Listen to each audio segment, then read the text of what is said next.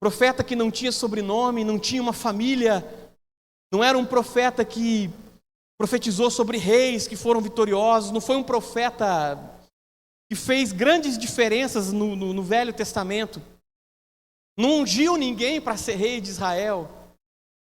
Foi um profeta do Velho Testamento.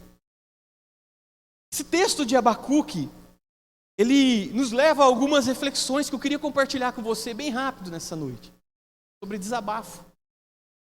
Desabafo. Primeira coisa que eu aprendo com um texto como esse aqui é que nós, seres humanos, nós não estamos preparados para perder. Ninguém está preparado para perder. Ninguém entra numa guerra para perder, ninguém entra numa batalha, num jogo, ninguém faz nada para perder. Mas a gente está diante de um desabafo de um profeta que estava perdendo. Um profeta que era obrigado a ver o seu próprio povo sofrendo nas mãos de um inimigo cruel. A Bíblia diz assim que a nação de Israel tinha sido entregue na mão dos babilônicos, dos caldeus dessa época. Estava entregue. A ponto de Abacuque ter que olhar para os profetas e ver os seus profetas sendo arrastados como cães, sendo tratados como lixo. Além de ser escravizados, trabalhar de graça, eles eram humilhados, eles eram envergonhados. Esse era o resumo do povo de Deus naquela época ali. E esse profeta Abacuque, ele estava diante de um grande dilema na sua vida. Dilemas que nós temos. Deus, eu ouvi falar que o Senhor é o Deus que tirou o povo das mãos do faraó, o Deus que prometeu a Abraão aquela terra prometida, o Deus que prometeu dar vitória para o povo, o Deus que abriu o mar. Eu ouvi falar, eu ouvi histórias. O Deus que sustentou o povo por 40 anos no deserto com um pilãozinho fresquinho todos os dias. O Deus que conduziu o povo nas suas maiores vitórias. O Deus que levantou reis, derrubou reis. O Deus que levantou um menino chamado Davi e elevou a nação de Israel a das maiores potências. Esse é Deus. O Deus que ungiu homens para destruírem inimigos.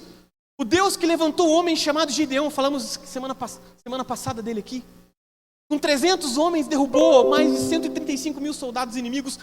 Ouvi falar desse Deus. Abacuque disse isso na sua oração. Mas o que eu vejo é totalmente contrário. Eu vejo o povo de Deus, que era para ser chamado de povo de Deus, e o Deus que seria o Deus desse povo. Eu estou olhando para esse povo, eu estou vendo esse povo destruído. Não existe mais nação. Nabucodonosor invadiu Jerusalém, destruiu o templo, queimou o templo, destruiu os muros, invadiu a cidade, tomou Judá. Acabou com tudo, não tinha mais povo de Deus na época. Então Abacuque ele faz um breve desabafo. Ele diz assim: Deus, até quando? Até quando eu vou ser obrigado a ver tanta desgraça no meio do meu povo e o Senhor vai ficar calado? Até quando eu vou ser obrigado a ver tanta gente morrendo desse jeito e o Deus Todo-Poderoso não faz nada? Quantas e quantas vezes na sua oração você falou: Deus, até quando? Abacuque ele não culpa a Deus, não estabelece Deus, culpa a Deus a nada, é um desabafo. Desabafo que nós fazemos nos momentos de crise e de luta que nós passamos. A gente chega diante de Deus e fala: Deus, até quando? Até quando eu vou olhar para dentro da minha casa e ver um lar totalmente destruído? Até quando eu vou olhar para a vida do meu marido, ver os vícios tomando conta e eu não vejo mudança nele?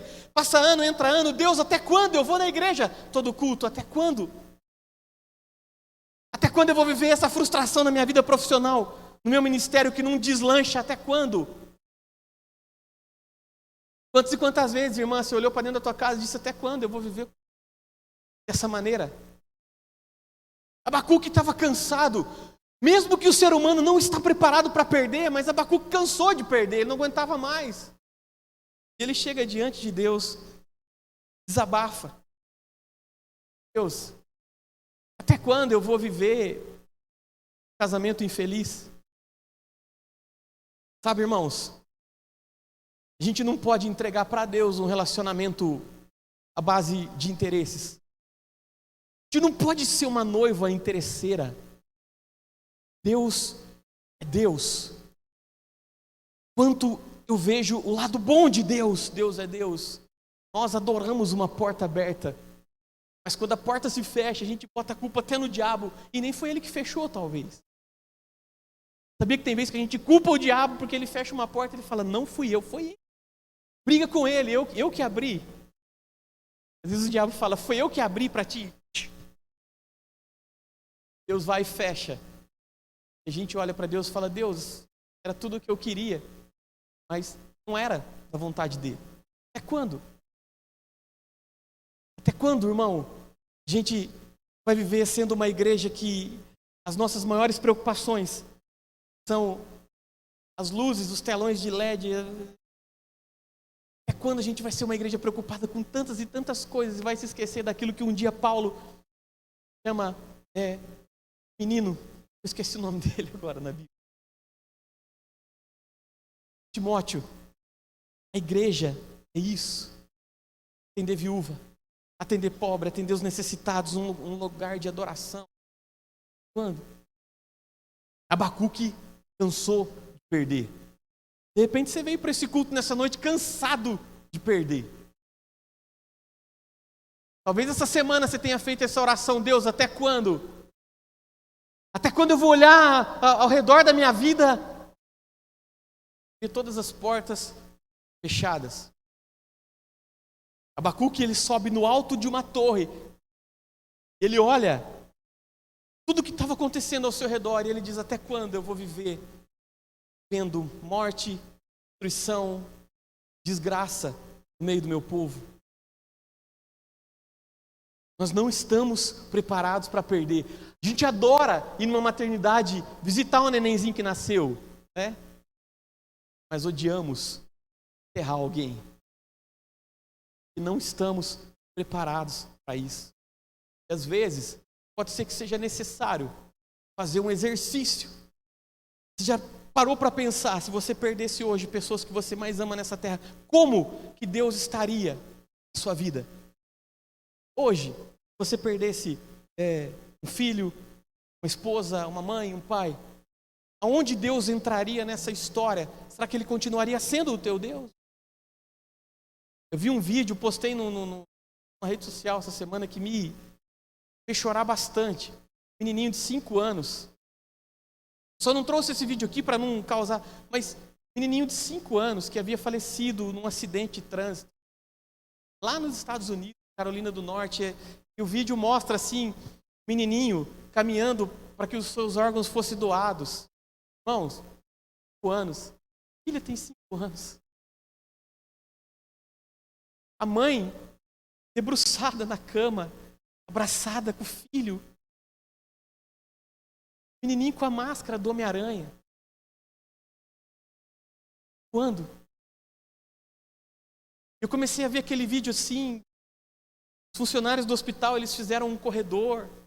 Eles foram levando aquele menino, o corpo daquele menino junto com a mãe na cama para que os seus órgãos fossem doados. A sua família toda indo atrás. Irmão, a gente não está preparado para perder. Abacuque não estava preparado para perder. Por isso do desabafo. Se eu puder te dar um conselho nessa noite, por mais que você passe por problemas nessa terra, a culpa nunca é de Deus.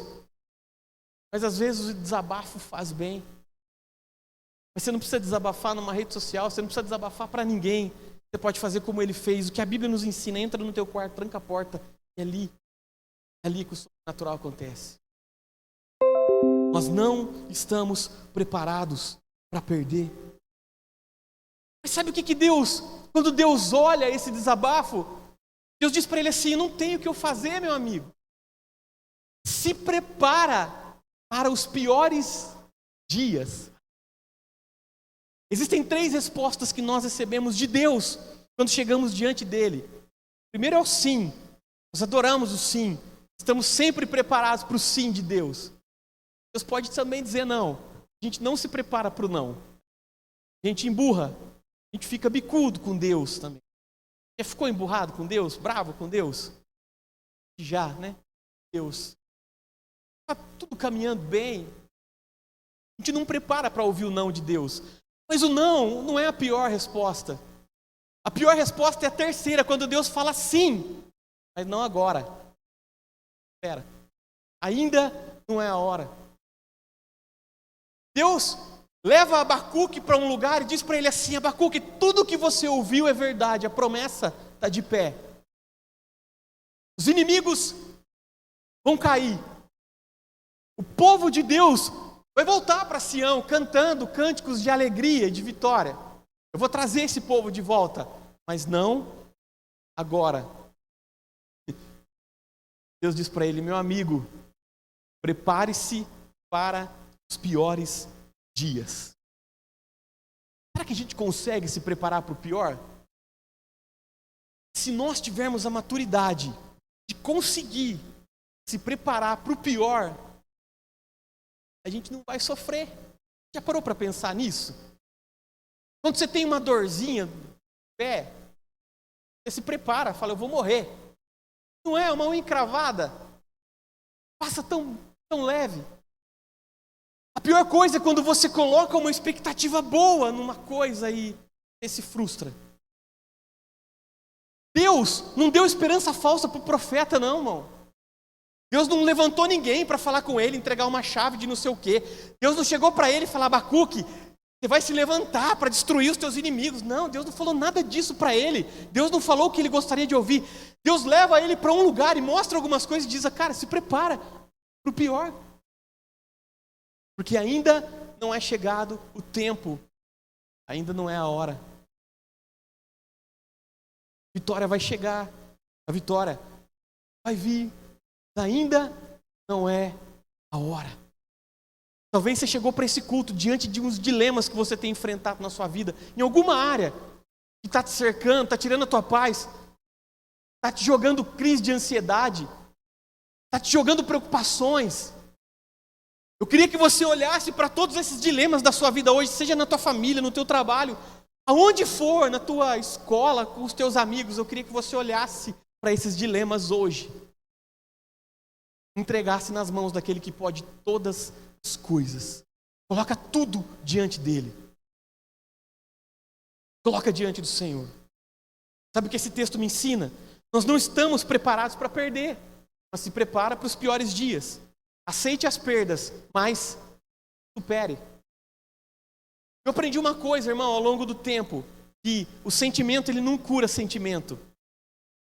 Você já viu pessoas que foram abandonadas por alguém que amava e de repente ela busca em outros relacionamentos satisfazer aquilo que ela tinha por outra pessoa? Na maioria dos casos não dá certo. Quando você tenta curar um amor não correspondido com outro amor, não dá certo. O sentimento, ele não cura sentimento. Enquanto a gente não enterrar o sentimento de perda, talvez 2024, falta 2 meses para terminar esse ano.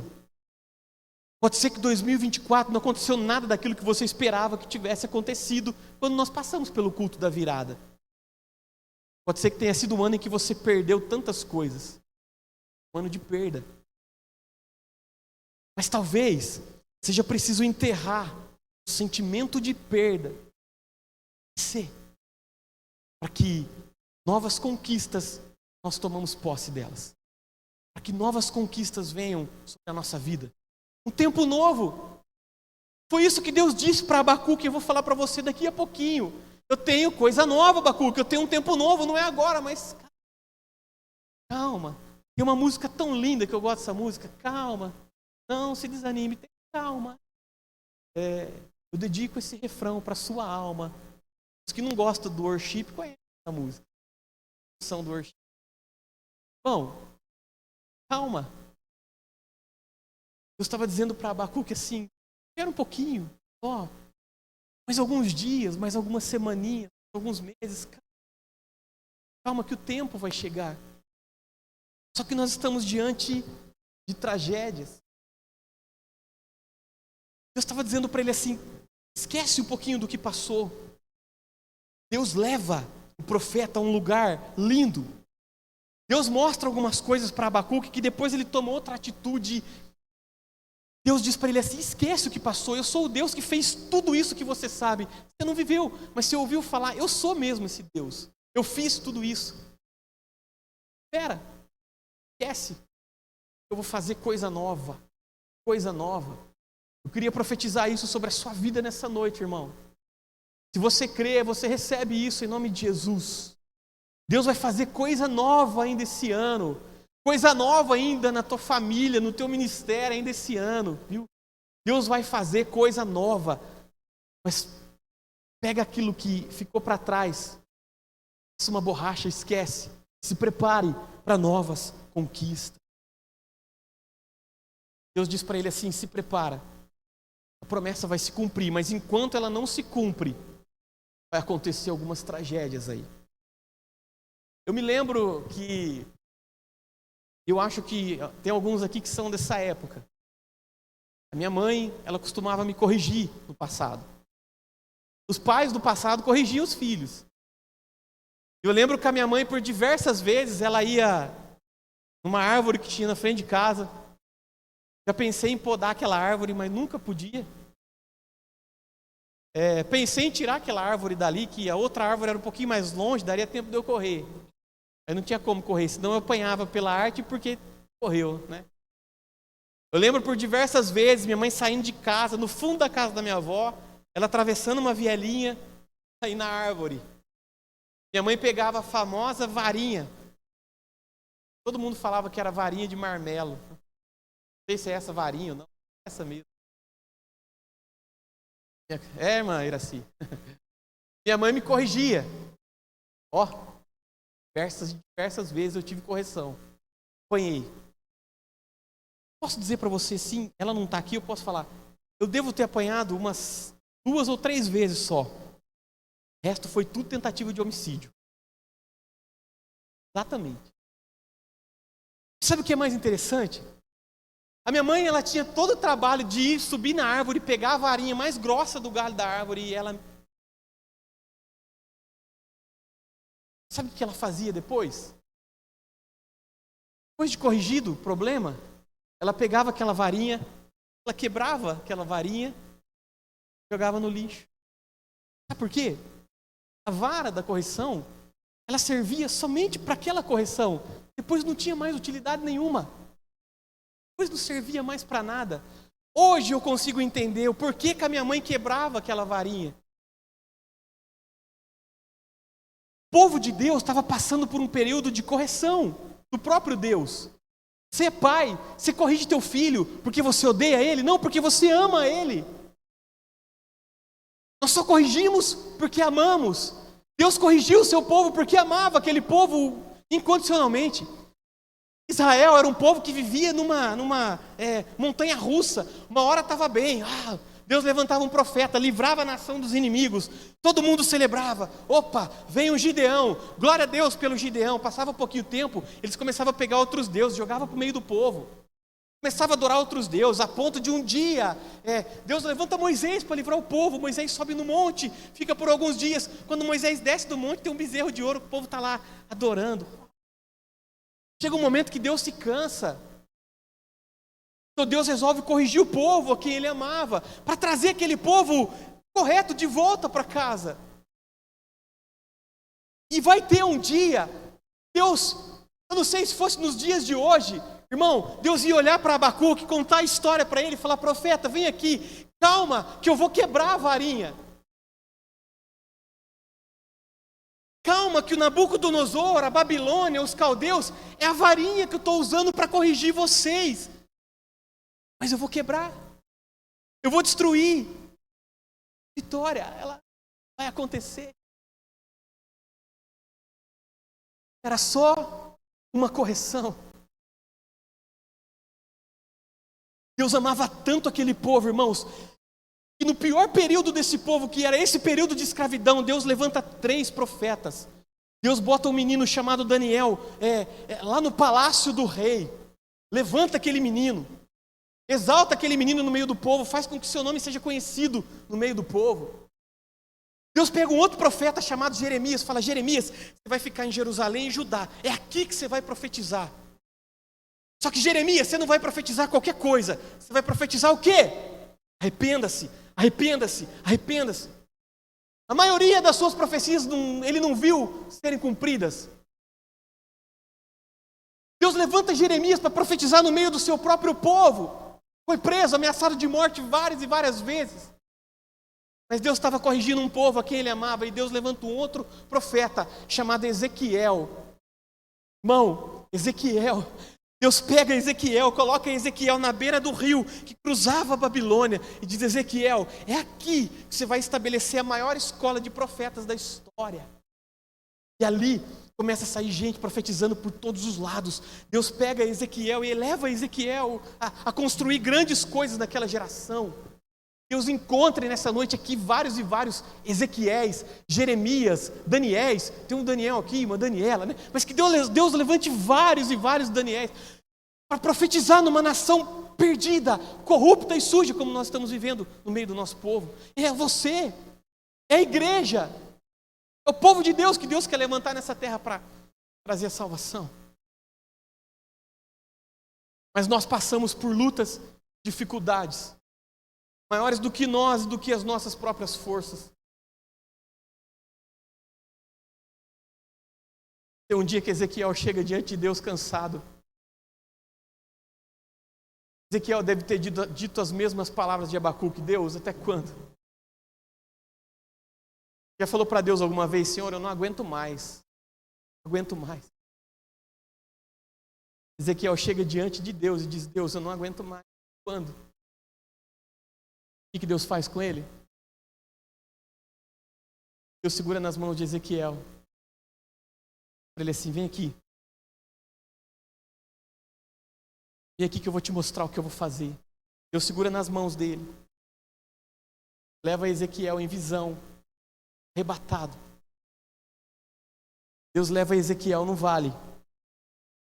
E ali era um vale de ossos secos. Deus faz uma pergunta para ele ali. Deus diz para ele: Ezequiel, você acha que esses ossos aqui eles podem voltar a viver? E se o Senhor pudesse? Sabe o que Deus diz para ele, irmão? Profetiza. Profetiza. Deus amava aquele povo. Não sei qual que é o teu sofrimento nessa noite, mas eu posso te dizer que Deus, Ele te ama condicionalmente. O fato de trazer você aqui para esse lugar, te abraçar, para segurar nas tuas mãos, o fato de trazer você aqui essa noite para dizer: temas que eu estou contigo, porque Ele te ama. Se você olhar para trás e ver tudo que você já passou na sua vida e olhar para a tua vida hoje, você vai falar: já passei por tantas e tantas coisas. Eu ainda estou de pé, porque Deus te ama. Ezequiel, ele profetiza naquele vale. A Bíblia diz assim que ele começa a ouvir alguns barulhos, chocar. E os ossos, eles começaram a tremer, e se juntar um com o outro. De repente, Ezequiel, ele começa a olhar para aqueles ossos ali e ele vê tendões e músculos e nervos. E ele começa a ver pele cobrindo aqueles ossos ali. E diz: Deus, mas não tem vida. Sabe o que Deus falou para ele? Ezequiel, profetiza. Profetiza. Deus estava mostrando para esse profeta o que ele iria fazer dali para frente, irmão. Profetiza. A maior arma que você, crente, precisa, aí dentro de você, profetiza. A Bíblia diz assim que Ezequiel, ele profetiza, e aqueles ossos, então, eles começam a viver e formam-se um exército. Deus amava demais aquele povo. Deus amava demais aquele povo. Eu estou falando de um povo carente, um povo que vivia à base de uma profecia dada para Abraão há alguns séculos atrás, de que enquanto haveria o tutano nos ossos, a promessa ainda estaria de pé. Irmão, deixa eu te contar uma coisa. As pessoas não enterravam os seus entes queridos. Eles deixavam nos montes ou nos vales. Voltava lá alguns dias depois, porque eles acreditavam que a promessa de Deus ainda estaria de pé para aquele ente querido, para aquele profeta. Mas quando eles voltavam e se deparavam com aquele corpo ali, os corvos, eles já tinham comido o globo ocular e o cérebro.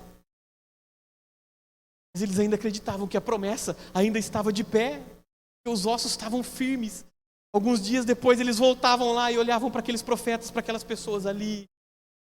As águias já tinham se alimentado das suas vísceras, as hienas da carne em estado de putrefação. Mas eles ainda acreditavam que a promessa estava de pé, porque os ossos ainda estavam ali. Alguns dias depois eles voltavam. Eles se deparavam com alguns animais que quebravam aqueles ossos e se alimentavam do tutano daqueles ossos. Aí era a hora de acreditar que acabou. Não tinha mais promessa. Não tinha mais riso. Não tinha mais alegria. Deus nos abandonou. O Senhor nos entregou nas mãos dos inimigos. Estou falando de um povo. Quando foi levado como escravo, eles levavam os seus instrumentos, as suas armas escondidos. Mas quando eles chegavam, eles eram obrigados a pendurar os seus instrumentos nas árvores. Não tinha mais canto. Não tinha mais louvor. Não tinha mais alegria. Eu estou falando de um povo que não desfrutava mais a vontade. A esperança acabou. Quero dizer para você nessa noite. De repente você chegou para esse culto aqui em esperança em alguma área da sua vida. Não existe mais nem o tutano nos ossos. Abacuque, quando ele sobe naquela torre, ele se prostra diante de Deus e ele canta uma canção. O cântico de Abacuque. Ele diz assim: Senhor, faz de novo. De novo. De novo. Faz de novo como no tempo dos nossos pais. Quantas e quantas vezes a gente ora e diz: Senhor, aviva as igrejas de novo. Deus, eu quero ver gravetinho aceso de novo. Deus, eu quero ver o teu poder em cima dos altares, da vida das pessoas, inundando as famílias, a nossa nação, Senhor. De novo. Talvez essa seja a sua oração aqui. Talvez você chegou aqui nessa noite pronto para dizer isso para Deus: Senhor, eu não aguento mais. Até quando? É de novo. Em nome de Jesus. A Bíblia nos conta 3 parábolas e eu já chego no final dessa palavra. Quando nós falamos em perdas, Jesus conta 3 parábolas. A parábola da ovelha perdida, a parábola da dracma perdida e a parábola do pródigo. Quando Jesus fala sobre a ovelha perdida, sobre relacionamentos que vão se perder ao longo do tempo.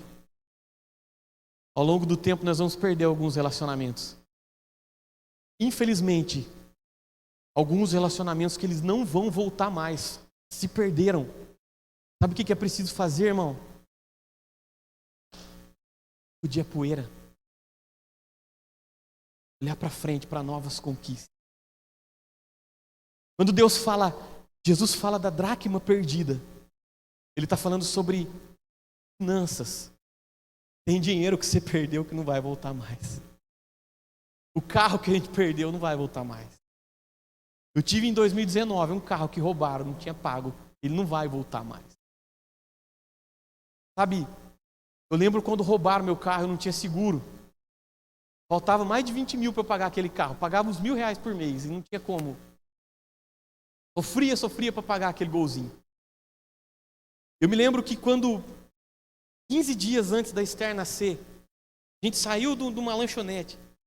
Eu só parei naquela lanchonete para assistir o jogo do Palmeiras. Olha, o Palmeiras me fez perder aquele dia. Quando a gente saiu, assim, com aquele barrigão, nervosa, o carro não estava mais lá. E a gente ligou, foi polícia, saímos até de madrugada procurando o carro. Eu tinha esquecido aquilo. Eu tinha dado como perdido. Mas 3 meses depois, um ser humano liga para mim. Uma delegacia lá de Araras, ele fala: você sabia que acharam o seu carro? Bom, esperança voltou dentro do meu coração. Eu falei: opa, não tem problema que eu não ache as coisas de dentro. Se eu gastar um dinheirinho, põe umas rodas, faz igual o carro dos Flintstones, vai empurrando com o pé, não tem problema nenhum, mas bota o carro para rodar de novo, vamos embora, desse pouquinho a gente vai fazendo. Vamos lá, fala com o Joel, arruma umas peças aí, Joel. Irmãos, quando eu cheguei lá para ver o meu carro que ele tinha sido achado, o cara me levou num desmanche, e eu fiquei procurando o carro no meio de um monte de ferro. Eu falei: cadê o carro? Ele falou: é aquilo ali. Não tinha nada, o forro do carro, assoalho, não tinha nada. Parecia um emaranhado de ferro. Tinham roubado tudo, mas levado tudo. E o miserável do ladrão ainda, ele com o machado, ele bateu na lataria do carro. Acho que o ladrão, ele falou assim: o ser humano que é dono desse carro aqui é um Gol. Todo mundo sabe que Gol rouba mesmo. Tem que ter seguro. O ser humano tem seguro. O ladrão deve ter pensado: vamos destruir tudo para não dar para recuperar, para o seguro pagar de novo. Miserável. Vendi por R$300 ferro velho aquele carro. A única coisa que eu achei intacta no carro assim foi a chave da igreja, que eles não roubaram, né, mano? A única coisa foi a chave da igreja. Quando eu cheguei em casa, para quem que eu falei? Acho que foi para o Vicente. Falei. Tinha uma motinha do Vicente atrás do carro. Ele entrou em desespero: pai, roubaram minha moto, e agora o que eu vou fazer? Irmãos, eu não fiquei tão desesperado quando roubaram o carro e em todo esse tempo que passou, esses 3 meses. Mas quando eu me deparei com aquele carro e vi aquilo ali, mas me deu uma angústia tão grande dentro do meu coração. Eu fiquei tão mal por alguns dias. Foi tão difícil superar essa perda, não obviamente pelo valor financeiro, porque eu dei um prejuízo. Meu pai teve que abrir mão do carro dele, o André deu uma ajuda na época. Tive que atrapalhar a vida das pessoas. Mas me deu uma angústia tão grande dentro do meu coração. Eu disse: Deus, foi preciso fazer, sabe o quê? Enterrar, esquecer. Dracma que foi perdida, perdeu. Às vezes, para que novas conquistas se apresentem diante de nós, aquelas conquistas velhas que a gente fica ainda tentando enterrar esse negócio, esquecer e vamos embora, bola para frente. Mas o filho pródigo mostra que nós vamos perder também dentro da nossa casa e no meio da nossa família. Vamos perder. Como é triste perder dentro de casa. Perder fora de casa é normal, igual time de futebol, né? Perder fora de casa é normal. Mas quando é triste perder dentro de casa. Quando é triste ver o inimigo sambando, comemorando um título dentro da nossa casa, é triste, porque nós não estamos preparados para perder.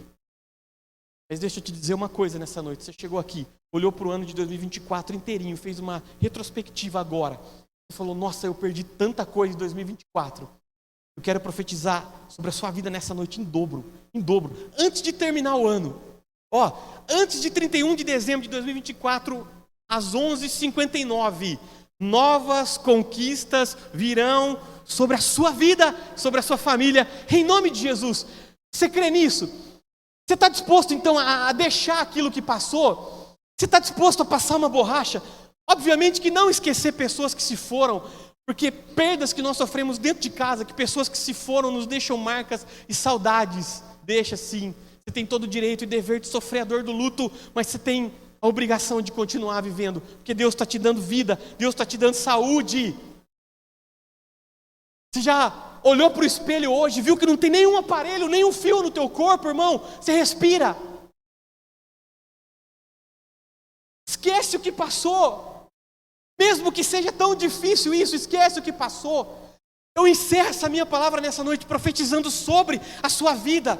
Por mais que você tenha perdido em 2024, por mais que não tenha sido o ano da colheita, não deixa de plantar. Continua plantando. Deus leva Abacuque lá em cima da torre, mostra algumas coisas para ele. Sabe o que ele desce cantando? O cara que subiu desesperado somente para desabafar com Deus. Sabe como que ele desceu? Ele desceu cantando isso aqui, ó.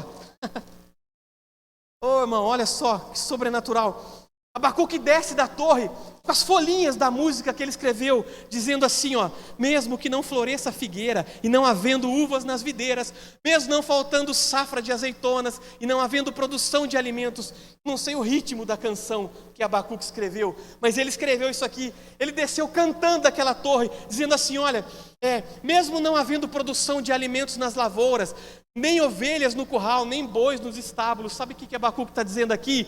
Pode não ter alimento, pode não ter safra, pode não ter produção, pode ser que a colheita tenha sido desesperadora, mas todavia eu me alegrarei no Senhor e exultarei no Deus da minha salvação.